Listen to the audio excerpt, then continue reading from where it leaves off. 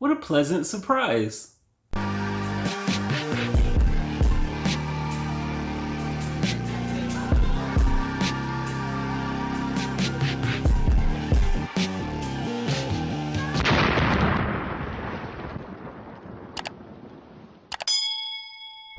Sightless. So Sightless is a movie currently available on Netflix. I'm not really going to say new because I'm not too sure when it dropped. It says it was released back in September of 2020, but for some reason, I'm just now seeing it now. It's about this violinist who gets attacked and blinded by this unknown person. She wakes up in the hospital and has to slowly start to put her life back together and adjust being blinded while being helped by this therapist. This was one of those movies that I didn't see a trailer for or anything. I just saw the poster and was like, oh yeah, we doing it. And I ended up being rather surprised.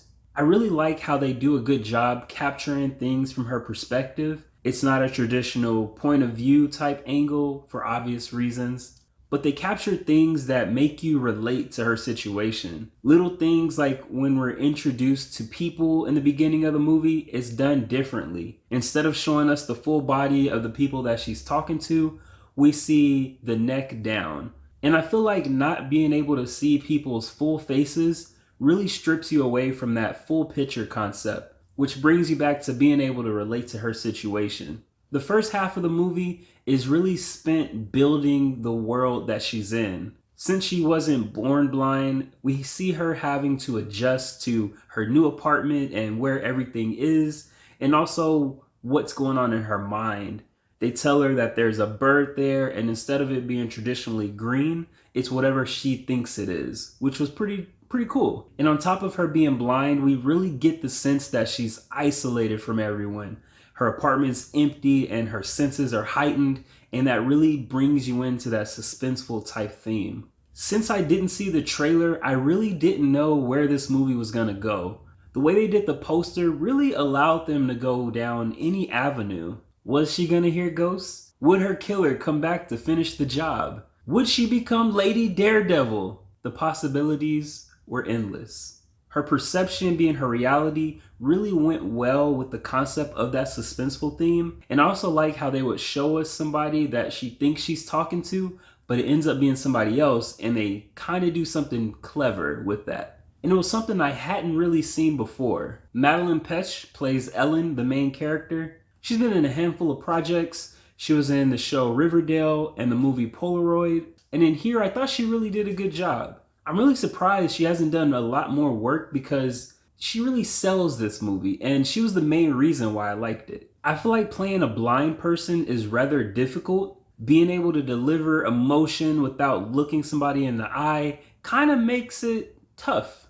And what's even more impressive is that instead of wearing sunglasses the entire movie, she has her eyes wide open.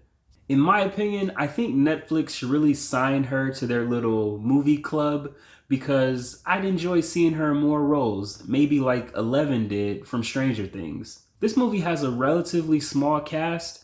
I'd say I counted about 10 people or less, and the main characters are usually on the screen by themselves. And I really like that there's not a lot of different storylines going on at once, and they really allow that intimate, suspenseful theme to prosper. Alexander Kosh plays Clayton, her eye therapist. His IMDb is also a little short. He's not in a lot of big budget movies. Most of the ones I saw that he was credited with seem to be independent films. I thought he played a good supporting character in this movie, and he was also able to show his diversity as well, which was pretty cool. There were some scenes where he was so good, I really didn't know if that was the same guy or not. And I'd be interested in seeing more movies from him. Overall, this was a good movie. The concept of being blind is kind of repetitive, but they were able to take it and do it in a way that keeps you interested. There were several times that I thought I knew which way the movie was going, but they switch it and throw you for a loop. Really blindsided me. My only gripe is the whole reasoning as to why she was attacked. We also don't get too much backstory as to where she was coming from and how she ended up in the predicament that she was in. And I don't think that this was a Netflix made movie, but it definitely has a Netflix ending, if you know what I mean. If you like movies like Secret Window with Johnny Depp or movies that make you think a little bit, then I think you'll like this one. I'd say Sightless is an exciting film that keeps you entertained. Have you seen Sightless? Sounds like an oxymoron. What'd you think about it? Let me know in the comments below. As always, don't forget to subscribe, hit the notification bell, and attack the comment section. Peace.